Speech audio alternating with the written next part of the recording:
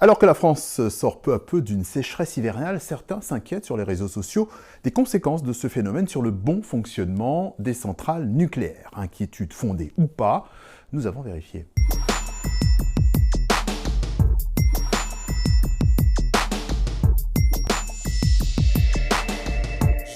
Il y a quelques jours, voilà ce que disait sur Twitter Marine Tondelier, secrétaire nationale d'Europe Écologie Les Verts.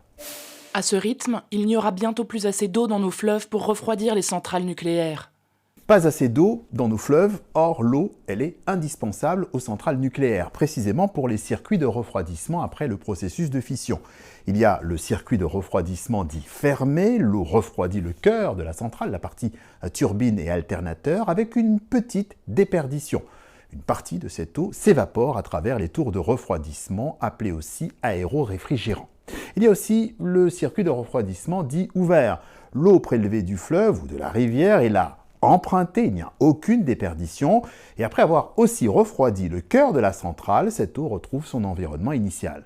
Les centrales nucléaires, donc nos centrales électriques, prélèvent beaucoup d'eau, mais en consomment très peu. Elles prélèvent environ plus de 50% de l'eau quand elles ont besoin de produire de l'électricité, mais cette eau est prélevée et rejetée. Elle est rejetée en totalité. En fait, elle fait juste c'est comme si vous aviez un bras d'eau qui va passer dans un circuit puis qui va être rejeté après en aval de la centrale nucléaire.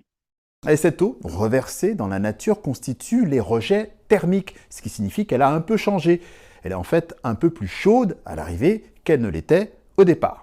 L'autorité de sûreté nucléaire surveille notamment l'écart de température en amont et à l'aval des centrales. Il s'agit de protéger la nature. Les conditions ne sont pas liées à des conditions de sûreté, mais à la sauvegarde de la biodiversité, de la flore et de la faune. C'est pour ça qu'il y a ces critères d'augmentation de température à respecter par EDF.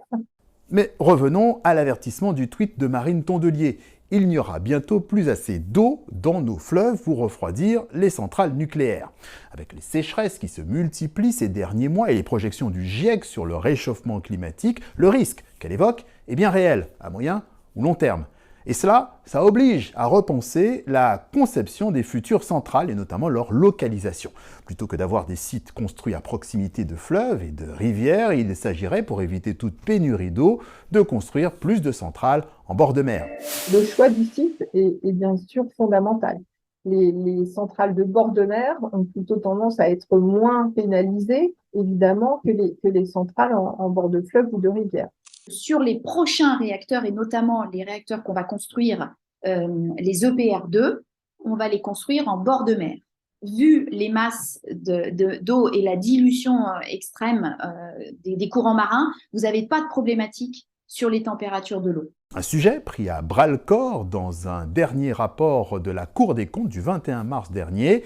Dans ses projections, elle voit une multiplication des pénuries en eau avec à la clé une augmentation des suspensions d'activité des réacteurs nucléaires. Ces arrêts pourraient être multipliés par 3 ou 4 à échéance de 2050.